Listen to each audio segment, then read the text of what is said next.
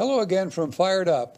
I'm your host for the show, Bob Irwin. We're broadcasting from Rigel Studios here in Las Vegas, Nevada. This show is about guns, related politics, a lot of that tonight, and self-defense issues. Fired Up is on our website, Fired Up with Bob Irwin, as well as the American Guns and Glory Network, YouTube, and numerous other media. A new show is posted every Thursday at around 5 p.m. Pacific time. Our audio feed is rebroadcast for radio listeners Saturdays at noon on the Nevada Talk Network. You can check out KELY1230.com for a station in your immediate area. It's about 30 stations around Nevada at the moment. Questions or comments, you can send an email to bob@firedupmail.com. Again, that's bob@firedupmail.com. Or leave a message on my office recorder, 257-1060. That's 257-1060. If you leave contact information, I will call you back or email you or text you. Remember, if you leave a message, I don't know who you are and I can't call you back. There are several hundred defensive uses of firearms every week in the United States, rarely truthfully or fully covered by any mainstream media. We always present a few of those for our listeners' education. Most are good shootings. Sometimes they're questionable. Sometimes they're just plain wrong. But I picked them out because they're educational for those of you who keep a firearm for self-defense or carry one on the street for self-defense. Individual incidents are generally adjudicated under local law. So advice given here might not apply to listeners in different jurisdictions. Important here, stories are often paraphrased for clarity by translation from police jargon, what I call lawyer speak, or regional accents around America. Incidents are as reported, although I generally eliminate the names of the actual players involved. So, here we go. This first story comes from WMBB-TV, it's Channel 13 News, reported May 26, 2020 in Panama City, Florida. A Bay County Sheriff's Office received a 911 call just after 6 a.m. about a home invasion burglary on Mound Avenue. The residents, an elderly man and another resident woman in the home, told Bay County Sheriff's Tommy Ford that the homeowner had been outside in front of his home when he saw a man walking down the street, acting erratically, walking funny. He was screaming and swearing to nobody around him, apparently, according to witnesses. The subject walked down the homeowner's driveway and approached this resident. The elderly homeowner then went to get away from the man. The erratic subject followed, knocking the resident female down because she came out to help and started beating her in the head. Sheriff Ford then said the resident elderly male ran upstairs in his home, grabbed a firearm as the intruder was attacking the woman downstairs. He had entered their house. He then shot the attacker multiple times, which ended the threat. Responding deputies found a male subject on the floor inside the home with a gunshot wound. EMS responded and pronounced the erratic intruder dead at the scene. The woman was transported by EMS to a local hospital where she was in stable condition. The sheriff has identified the intruder as a 31-year-old from Georgia who was staying at a short-term rental about a block away from the scene of this incident. The incident still is under investigation to see who did what and so forth. Comments on this are back to our normal reminder that about 90% of attackers run when challenged verbally. All you got to do is say, get away from me, go away, this is my house, whatever. That statistic goes up to 95% when that threat is delivered at gunpoint. The other 5% why you keep and carry a firearm is to protect yourself and your family from these type of guys who are not deterred by warnings or even guns pointed. That happens. That's why you need to keep or carry a firearm to protect your family. We're going to break here for a brief word about some of our friends and associates. I'll be right back. Don't go away.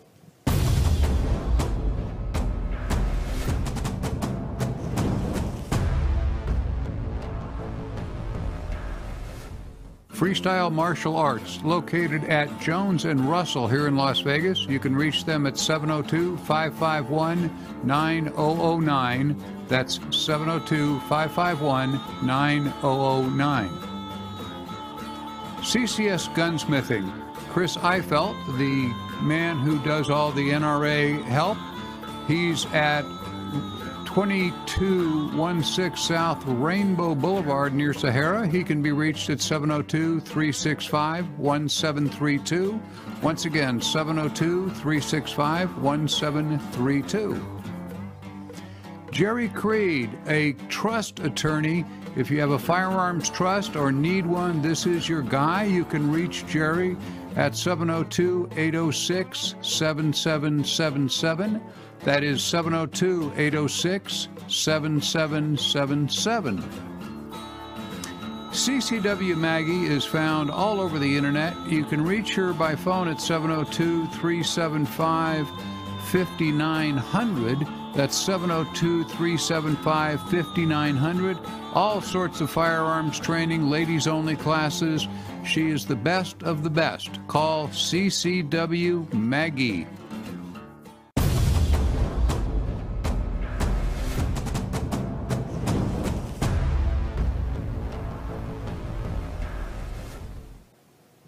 And we are back. This next story comes from NBC TV 10 Action News, was reported May 27 in 2020 in Philadelphia, Pennsylvania. A man shot an alleged burglar after he said he caught him breaking into a trailer and stealing his DJ equipment. He works parties as a disc jockey, and all his sound effects and so forth are there. This shooting occurred around 4 in the morning in the 2700 block of East Somerset Street. A 37-year-old man saw two people break into a trailer which contained his disc jockey equipment. The victim fired at least 3 shots, hitting one of the thieves in the back. According to NBC 10, the alleged burglar ran off but died a few blocks away. Authorities found the missing equipment in a vehicle belonging to the thief's girlfriend, who is now cooperating with police. Of course, it's the usual story. I didn't know what he was doing, and it's not my fault, and so forth. As of this report, the shooter had not been charged and is cooperating with police. The shooter obviously never watches Fired Up with Bob Irwin. He will be charged. This is a pure property crime in progress. Police response is fairly fast in that city, so the only thing he should have done was to call 911. You cannot use deadly force to recover stolen property. There are a few exceptions to that rule, but the state of Pennsylvania is not one of them. You cannot use deadly force to prevent property crimes. We reiterate that every show, and as I said, this guy obviously doesn't listen to the show, or he would have known better. And it'll save him a lot of trouble, because he is very likely to be charged with a crime here. This story comes from WOWT, WOW-T, TV in 6. NBC reported on May 31st, 2020 in Omaha, Nebraska. The family of an Omaha man who was shot and killed Saturday night in the Old Market, that's a place there, the Old Market, held a gathering Sunday at the Malcolm X Memorial Foundation to say they want justice and peace. A 21-year-old was found on Haney Street after suffering a gunshot wound, according to the Omaha police. He died after being taken to Nebraska Medical Center. The incident is widely reported to be related to the current rioting. The identity of the man who allegedly killed him has not been released, but he has been in custody since the shooting. On Sunday, a member of the family said they want the suspect to receive full prosecution. He will not agitate. We will not agitate. We will not demonstrate. We want this to go with justice and peacefully, a family member said. The family spokesperson said, we in no way condone rioting or looting. We want peace in Omaha, but it can only happen as justice is served in this matter. Now, you have an interesting side of what happened here. The next day, WMTV3 News, a reporter named Jay Waskowski, reported June 1, Douglas County Attorney's Office says the shooter was defending himself when he shot the 21-year-old. County Attorney Don Keene said that he made the decision by looking at the evidence, the interview, and the shooter. Excuse me, my phone's ringing because I forgot to turn it off. It says spam. Disregard. I can't believe I left that on. Oh, well. Anyway, they're looking at the evidence, and they interviewed the shooter and the videos as to what happened. Prosecutors show the video scuffle involving the shooter's dad. The shooter backed up and showed a gun when the two people jumped on him. He fired 2 shots but didn't hit anyone, and then the deceased jumped around onto his back. That's when the shooter was being choked and shot the 21-year-old once in the clavicle. The county attorney determined the shooter was justified in shooting and was protecting himself. Klein added, the shooter, as we now know, has said, what I did was defend myself, and we find that we cannot disprove that that was from the evidence that we have. The shooter has been released from police custody. Prosecutors say he did not have an active concealed carry permit, but hasn't been charged with a crime. The shooter is the owner of the Hive Bar and Gatsby Bar. Waiting for the investigation's completion, which this case took a day, before forming an opinion is always wise. The deceased friends believe that racial slurs were used by the shooter, but there is no evidence of that on the security cameras which recorded the entire event. It appears that under Nebraska law, one does not need to have a firearm permit to keep a gun on your own property. Let's hope you don't. This is something that just annoys me no end when you read these stories. As I've explained to people, I usually read through 25 or 30 shootings before I do each show to find ones that are interesting or have interesting points to them. The family deciding this was a murder and this young man was killed and there were racial slurs involved and so on, was all just hypothetical. They couldn't wait 24 hours in this case to have the city attorney, county attorney review what happened. There's videotape of the whole thing.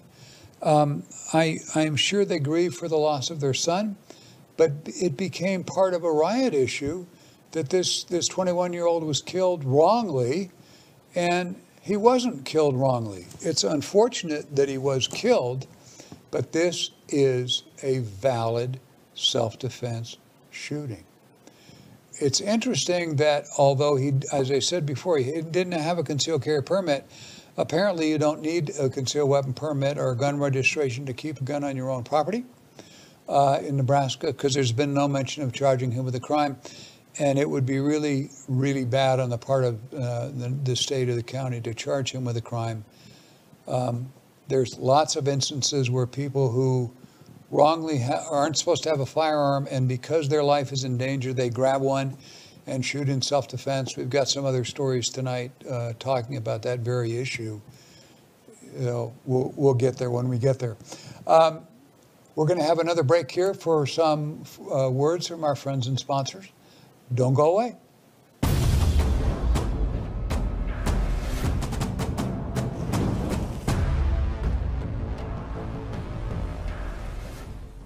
Attorney Donald J. Green, a common guest of mine on Fired Up. He can be reached at 702-409-8239. He specializes in gun case litigation.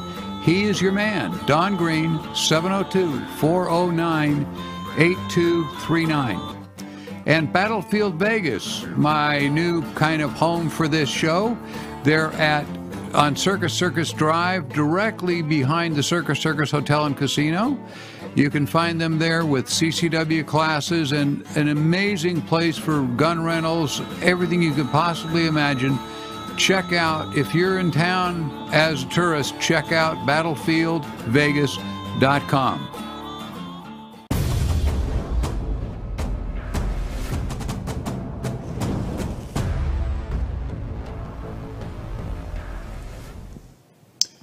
And we're back again. This fourth story comes from the Mercury News, reported by Joseph Geha, G-E-H-A. I'm sure I'm pronouncing that wrong.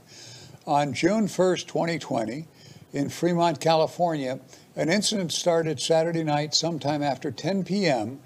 when the Black Dog Armory owner, his name is Chuck Cunningham, and his father headed to their store at 40655 Grimmer Boulevard after getting an alarm notification. Their alarm rings at their house, and it's just up the road, apparently. After getting the alarm notification, the Cunningham's father said they didn't find anyone at their scene. They looked around the store. Nothing looked wrong with it. The police were also called, but the officers found no forced entry. A short time later, just after 11 p.m., this is now after the police have left, Cunningham's father said a man who appeared to be the same person seen on the store security video from 10 p.m. returned to the area near the shop. The owner saw him and held the 24-year-old at gunpoint. There's not a break-in here. He walked out of the store, pointed his gun at the guy. Police arrived about 2 minutes later and arrested the would-be thief after finding a loaded firearm in his vehicle. So this is the right guy. There were guns stolen the first time and some ammunition, apparently. Several of the gun shops in the general area were burglarized during the same time frame, with loss of numerous firearms. Under the circumstances of the riot and looting taking place, the actions of this shop owner seemed quite reasonable. The 20-year-old's immediate confession helps that argument quite a bit. Under more normal conditions, if we didn't have the riots going on and so forth and shops being broken into, going outside to find the perp and holding it at gunpoint would be a really bad idea. Just call 911 and wait for the guys with all the extra help and the free lawyers. They will get there. I'm going to digress here a little bit. In my about-to-be-released new book called Self-Defense with Firearms, Use of Force in Nevada, I discuss a personal incident wherein I pointed a firearm in a stressful situation, a little similar to this. It came to mind immediately. Some years ago, my partner and I observed a young man swinging a machete in the air while chasing another man down the Las Vegas Strip at 2 o'clock in the morning. Being observant officers, we did a U-turn and pulled up to where they were. Just as I got out of the car, I have to explain here, basically, there was a second vehicle that pulled up in front of us, and as we made the U-turn, that vehicle was apparently stopping to pick up the guy with the machete, to let him back in the car, apparently. Anyway, so I get out on my side, I got this guy with the machete. I ordered him to drop the machete. What he actually did was he pointed at his chest and looked around to see if I was talking to him, or perhaps there was somebody else standing there with a machete in their hand. There wasn't. I repeated the order, and he began meandering toward me as if he couldn't understand. At a distance of about 15 feet, I backed up a few feet and leveled my SIG at the center of his chest. He reacted to that by placing the machete down on the sidewalk. He had followed my direction and then placed his hands on the rear fender of our patrol vehicle.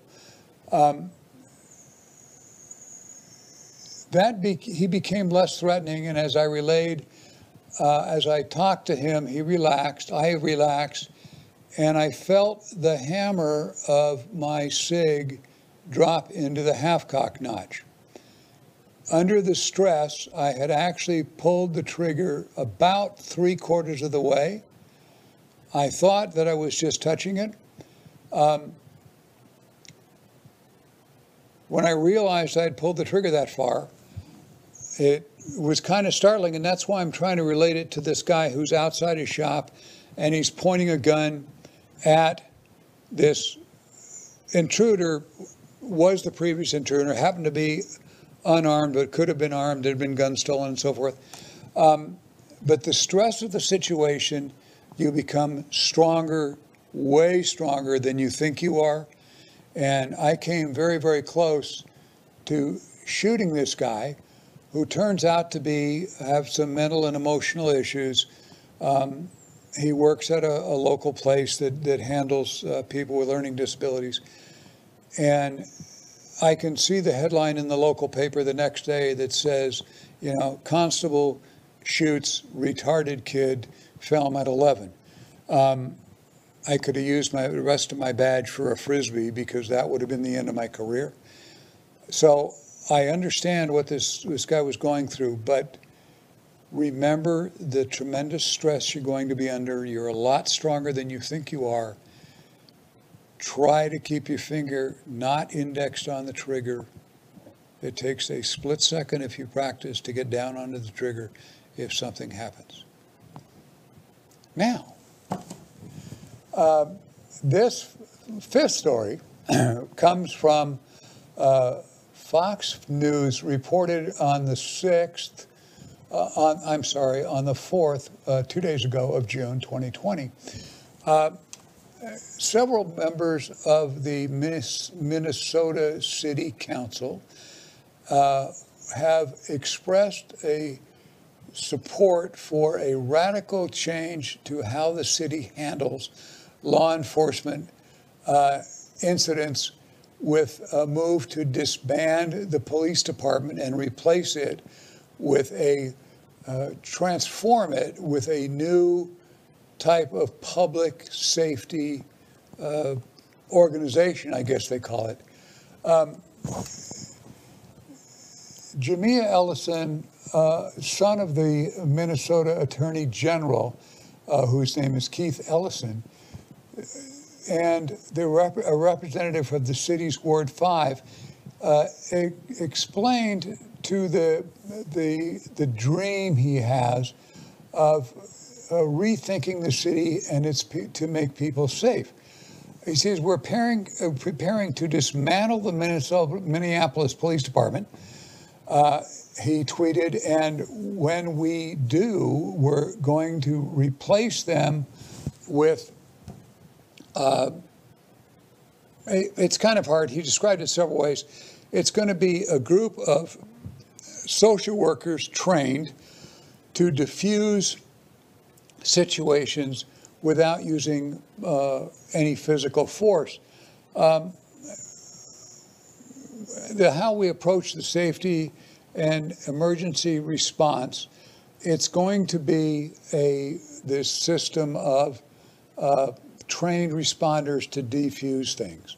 So they can talk to the guy or the people involved in the criminal activity and explain to them that it's wrong to do what they're doing, and this will be the glue that holds our community together.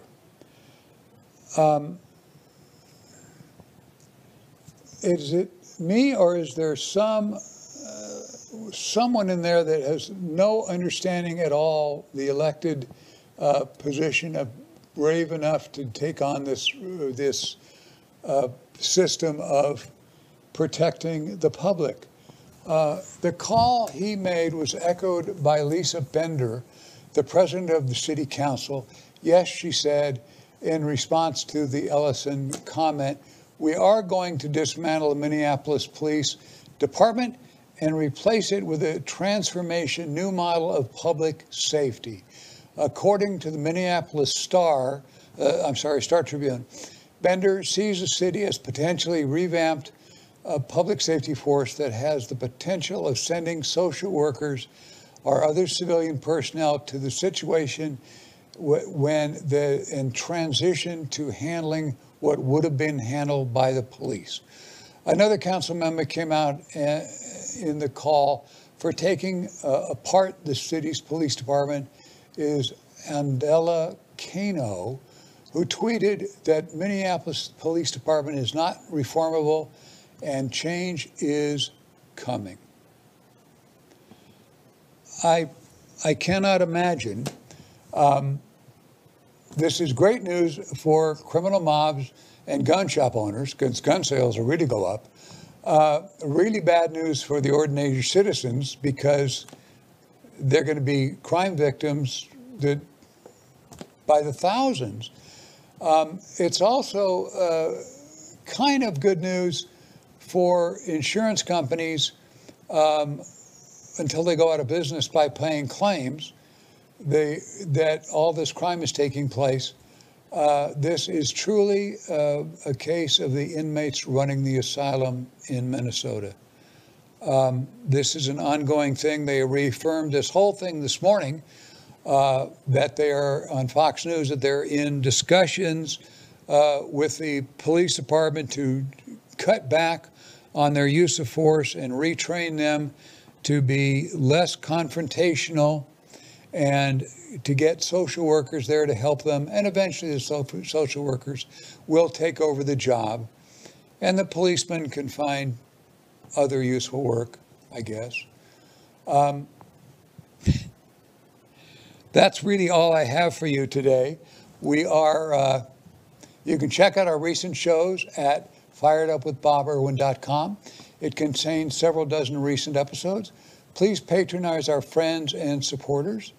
We'll be back next Thursday on our website, firedupwithboberwin.com, on YouTube at the American Guns and Glory Network, and numerous other media and social websites, on television and radio all around the United States. When watching any media, just click on subscribe, and new shows will be sent automatically to your computer or phone. Please forward these broadcasts to your friends. Our logo merchandise, hats, shirts, and my books and so forth are available at the Battlefield Vegas, just behind Circus Circus. They just reopened a few days ago. They are back in business for all you tourists who want to shoot a minigun or fly a helicopter and shoot sticks of dynamite off fence poles. They have an outdoor range for that. Remember, the audio portion is rebroadcast on Nevada Talk Network Saturdays at noon.